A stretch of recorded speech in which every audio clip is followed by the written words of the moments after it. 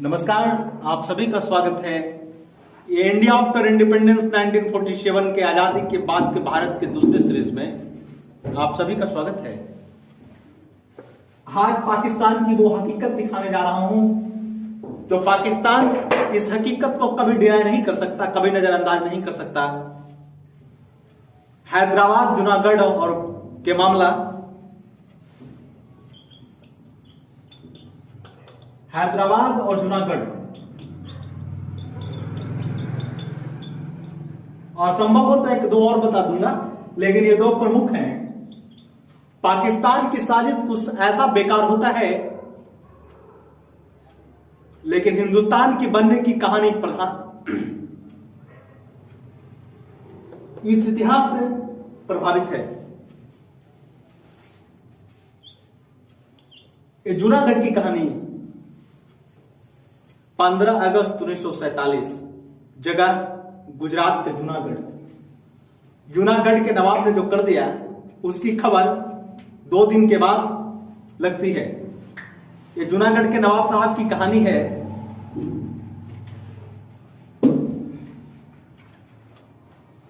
दो दिन के बाद अखबारों में छपती है, चारों तरफ हंगामा फैल गया कि जूनागढ़ के नवाब ने अपनी रियासत को पाकिस्तान के जोड़ने के साथ फैसला कर लिया।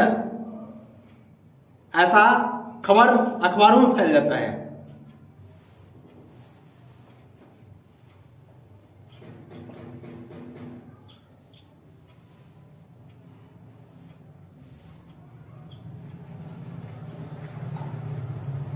हमारे बीपी बैरन साहब ये अखबारों के माध्यम से पढ़ते हैं और ये इंफॉर्मेशन हमारे देश के उन राजनेताओं को देते हैं, पटेल और नेहरू को।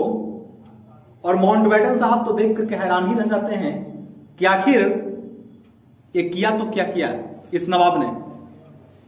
इस नवाब ने कुछ ऐसा ही करके धर दिया जो किसी को यकीन नहीं था कि कभी ऐसा भी हो सकता है। स्टॉप भारत सरकार को इस तरह अखबारों से पता चलता है कि गुजरात का जूनागढ़ पाकिस्तान का हिस्सा बन गया है, मगर जूनागढ़ का 3,337 स्क्वायर जमीन पर पाकिस्तान का करना कब्जा, यह बहुत चिंता का विषय था। और इन सब के पीछे थे जूनागढ़ के नवाब मोहम्मद खान साहब। इससे पहले नवाब मोहम्मद खान साहब अपनी 2 आदत के लिए बहुत जाने जाते थे। ये बहुत इनकी प्रसिद्धि था। इनका पहला आदत था, जानवरों से बहुत प्यार करते थे।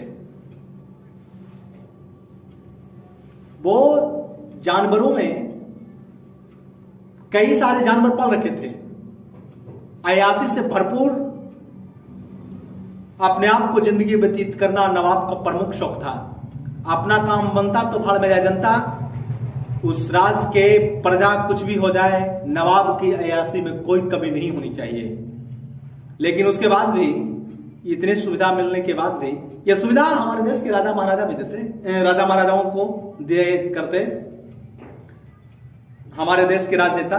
लेकिन इनका मनसा ही कुछ और था। ये जिन्ना के बहकावे में आ गए।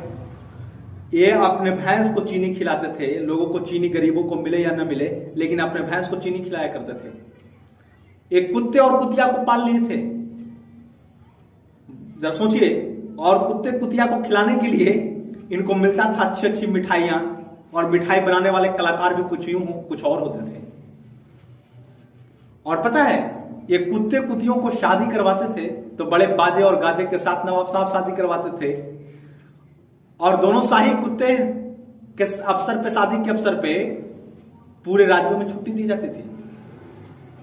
नवाब साहब ये सोचना चाहिए कि कोई गरीब का शादी हो या ना, लेकिन इनके कुत्ते कुतियों को शादी हो और लड़के अपने पढ़ाई डिस्टर्ब कर लें, ये नवाब साहब के यासी का क्या ठिकाना था। वाह रे वाह।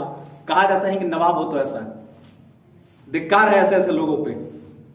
आज मुसलमानों की हालात पूरे देश में तो खराब है, लेकिन देखिए, आप जिनको अपने मजहब के नाम पर देश का विभाजन कर रहे थे, ऐसे मुसलमान राजा थे ना जो अयासी के जिंदगी में अपने आप को सरबूर कर दिए थे। प्रजा किधर जाएगी, देश का विकास होगा न होगा, उनका कोई ठीक नहीं। आज ऐसे ऐसे नवाबों का कृत्य के कारण हमारा देश सोने की चिड़िया से बन करके कहां चला गया। जरा सोचिए, ये नवाबों का ही हाथ था। और ये देश के टुकड़े करने में भी अपने स्वार्थ के लिए कोई कसर नहीं छोड़ रहे थे। लेकिन हमारे नेताओं ने जो निस्वार्थ भाव से इस देश के आजादी के लिए, इस देश को एकीकरण में योगदान दिया, उसको भुलाया नहीं जा सकता। आप कंपेयर कर लीजिए, ये हकीकत जानने के बाद अब डिनाई तो कम से कम मत कीजिएगा कि हमारे देश के नेता कितने संतोष और कितने महान विचारधारा रखने वाले थे, जिसने कभी पद की इच्छा भी नहीं किया था। नवाब साहब इतना ही तक नहीं रुकते थे, ये रंगीन मिजाज के आदमी थे। एक बहुत अच्छा मनोरंजन करने के लिए एक हॉल बनाए थे इन्होंने, और ड्रामा करना, नृत्य संगीत करना, नाचने वाले के साथ अपने आप को सरबोर कर देना, यह सब नवाब साहब का प्रमुख कारण था। राज्य का विकास हो ना हो, नवाब साहब का कोई मतलब नहीं। इनको डांस करना है, इनको गाना गाना है, अपने बेगमों के साथ में। अभी बता रहे हैं, इनकी बेगम भी थी बहुत अच्छी, खूबसूरत खूबसूरत। एक शादी नहीं, कई एक शादी नवाब किए थे। लेकिन अंग्रेज नजरअंदाज करते थे इन अयासियों को। जवाहरलाल नेहरू की नीति वाली भारत सरकार, केंद्र सरकार ने भी प्रेफरेंस देने को कहा था, लेकिन नवाब साहब तो छल प्रपंच करना शुरू कर दिए थे जिन्ना का। और इसका कारण था अंग्रेजों का इंडियन इंडिपेंडेंट एक्ट 1947 के तहत लोभ और लालच देना इन नवाबों को। इसमें लैप्स ऑफ पारामाउंसी का वही प्रावधान था। दो विकल्प दिए थे, पहला भारत में शामिल रहो, या तो पाकिस्तान में जाकर के मिल जाओ, या चाहे तो फिर अलग आजाद मुल्क हो जाओ। और इसका फायदा जिन्ना उठाने में भरपूर लग गया था। जिन्ना कोई कोर कसर नहीं छोड़ रहा था। जिन्ना को उसमें फायदा था, अगर चला जाता पाकिस्तान में तो भी। अगर पाकिस्तान में कोई देश, कोई राज्य मेरा ना जाए, फिर भी अगर स्वतंत्र हो जाए तो जिन्ना का फायदा था, भारत कमजोर हो जाएगा। अब जरा बताइए, अगर किसी देश की जनता का बॉर्डर नहीं मिलता है तो भी कोई भी राज नहीं मिल सकता है पाकिस्तान के साथ। अगर मेजोरिटी जनता हिंदू है तो भी नहीं मिल सकता था। अब ये समस्या था इन राजाओं के साथ में। लेकिन जूनागढ़ के साथ ऐसा नहीं था।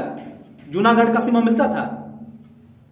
जूनागढ़ के नवाब मोहम्मद खान जी इसी का फायदा उठा करके पाकिस्तान में शामिल होना और चाहते थे। उनको एक और विकल्प मिल गया था।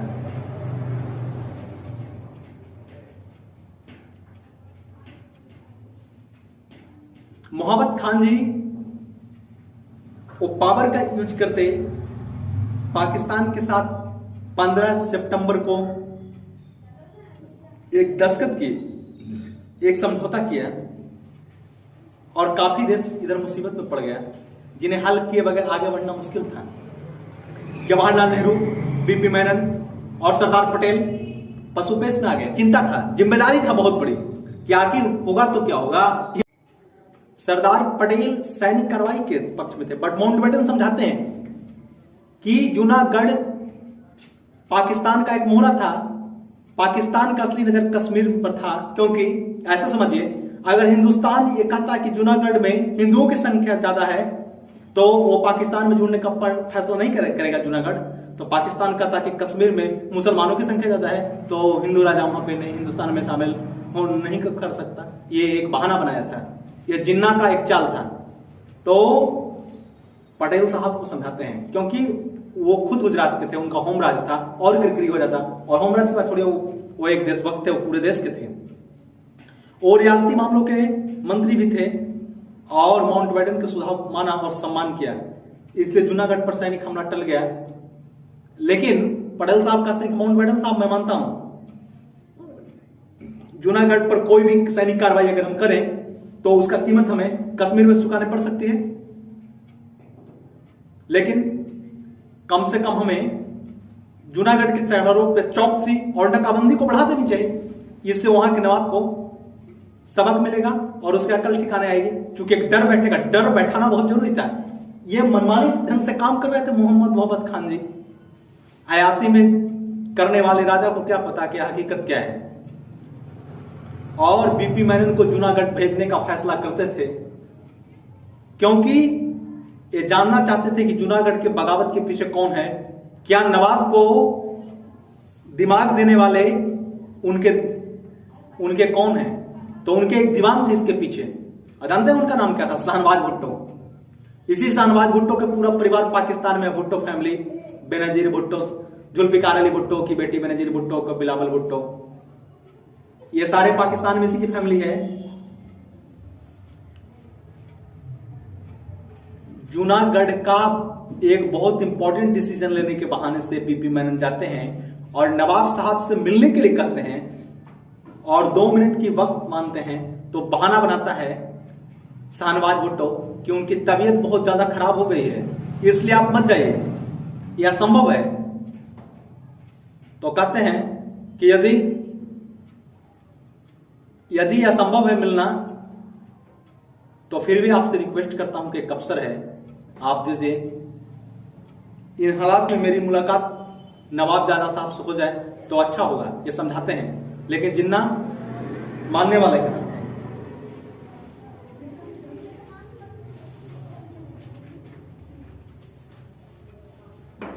जिन्ना मानने वाले कहां थे?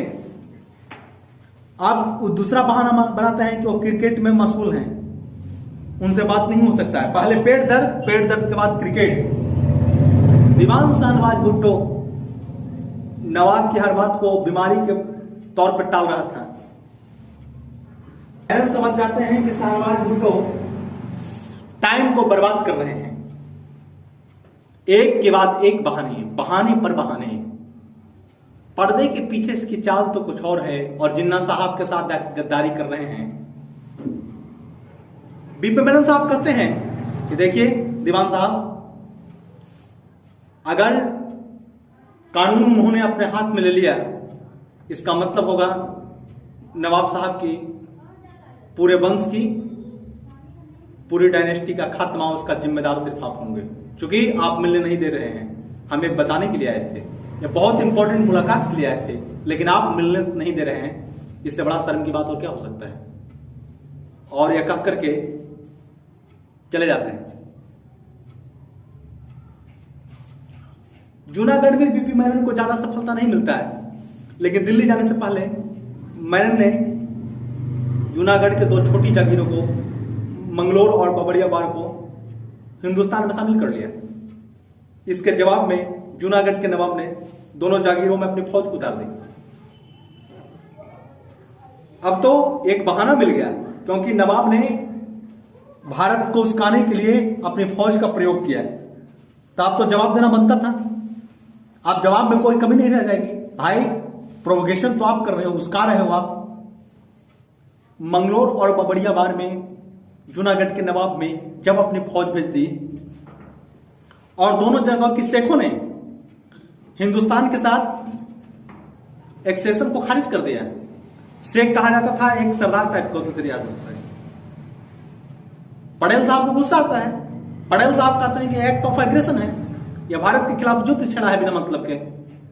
और माउंटबेटन से पूछते हैं कि आप सहमत हैं कि नहीं बावरियावाड़ और मंगलोर पर किसी सैनिक कार्रवाई को हम अपने कमांडर इन चीफ को तैयार रहने का ऑर्डर दे सकते हैं? माउंटबेटन से कहते हैं। और बीपी मेनन ने इसे अपने किताब इंटीग्रेशन ऑफ इंडियन स्टेट में जिक्र करते हैं। इसका इंटीग्रेशन ऑफ इंडियन स्टेट में जूनागढ़ की नाकाबंदी का फैसला महत्वपूर्ण था। 24 सितंबर को जूनागढ़ की घेराबंदी शुरू हो जाती है। पाकिस्तान भारत के इस कदम के लिए तैयार नहीं था। उसे यकीन ही नहीं हो रहा था भारत कुछ ऐसा भी करेगा। लेकिन भारत को इस बार धक्का तब लगा जब माउंटबेटन सैनिक कार्रवाई से इसके बावजूद बचने की सलाह दे रहे हैं। 27 सितंबर को माउंटबेटन के साथ मीटिंग हुई। इस मीटिंग में माउंटबेटन ने मामले को यूनाइटेड नेशन ले जाने की सुझाव दे रहे थे। वो तो यूनाइटेड नेशन का तमाशा कश्मीर में देख रहे हैं ना। एक यूनाइटेड नेशन की सलाह पहले ही दिया जा रहा था। ये अंग्रेज कम नहीं थे। अंग्रेजों का मकसद था कि किसी प्रकार से भारत को आंतरिक जितना कमजोर कर दो, हम और तुम तो जाहिर हो छोड़ करके, लेकिन भारत को रहने मत दो। लेकिन पटेल साहब कहते थे कि हमें दूसरे मुल्कों के सामने सर झुकाने के लिए यूएन जाने की नहीं जरूरत है। हमारी बहुत बड़ी भूल होगी। जूनागढ़ के सहारे पाकिस्तान ने हमारे खिलाफ जंग छड़ी है, अप्रत्यक्ष रूप से, इनडायरेक्टली, और उसका जवाब हम सख्ती से देंगे। हम अपने हक के लिए किसी के आगे अर्जी नहीं लगाएंगे। पटेल साहब कहते हैं, माउंटबेटन को डायरेक्ट जवाब देते हैं।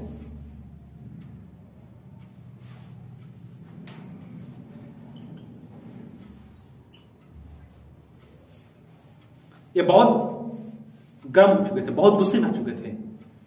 तो ब्रिटेन का रिट्रेटिंग कॉलोनियल पावर ये अपने इंटरेस्ट रख रही थे। पार्टीशन एक इंटरेस्ट था उनका, इसमें कोई शक की बात नहीं है। अफगानिस्तान, सेंट्रल एशिया सब पर कंट्रोल रहेगा। अंदर भी तो आपको कमजोर करना है। मैं तो पहले ही बोला था, सरदार पटेल ने एक नहीं सुन रहे थे, सरदार पटेल सब समझ रहे थे। हिंदुस्तान की फौज ने जूनागढ़ के इर्द गिर्द अपनी नाकाबंदी कायम कर दिया। एक तरफ हिंदुस्तान की फौज और दूसरी तरफ नवाब के खिलाफ उनकी ही जनता का विरोध, बगावत शुरू हो जाता है पूरा। और नवाब साहब को डर लगता है कि अब जूनागढ़ से भागने में उनका फायदा है, चुपते हैं। फिर बोलिए। और अकबक में अपने बेगमों को जल्दी से रेडी होने के कहते हैं। उनकी 7 बेगमें थी। नवाब साहब इतने अयासी की जिंदगी जीने वाले थे, वो कुत्ते और कुतियों से तो प्यार करते थे, अपने बेगम को भी शायद उससे बदतर बना रखा था। जब देखिए नवाब साहब क्या करते हैं, और अपने बेगमों को एक तरफ, अपने कुत्ते और कुतियों जो पाले हुए थे उनको दूसरी तरफ बुलाते हैं, और सोने चांदी हीरे जवाहरात बक्से में भरते हैं। नवाब साहब के बेगम आने में लेट गई तो सारे खजाना भर करके अपने बक्सों में और कुत्ते कुतियों को लेकर के फरार हो जाते हैं। और बेगम रोती रहती है तैयार होने के क्रम में। नवाब अपनी बीवी और बच्चे को भी नहीं साथ ले गए, और अपने साथ जहाज में कराची एक कुत्ते को, एक कुतिया को ले गए थे। उन दोनों को महल में छोड़ करके और रियासत चलाने के लिए बच गए दीवान शाहनवाज भुट्टो।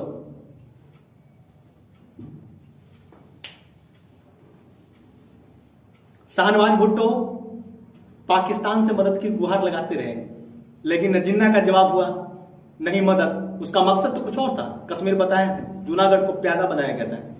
प्यादों को अपनी सहूलियत के लिए रास्ते को हटा दिया गया। 7 नवंबर 1947 को शाहनवाज भुट्टो ने भारत से जुड़ने का पेशकश कर दी।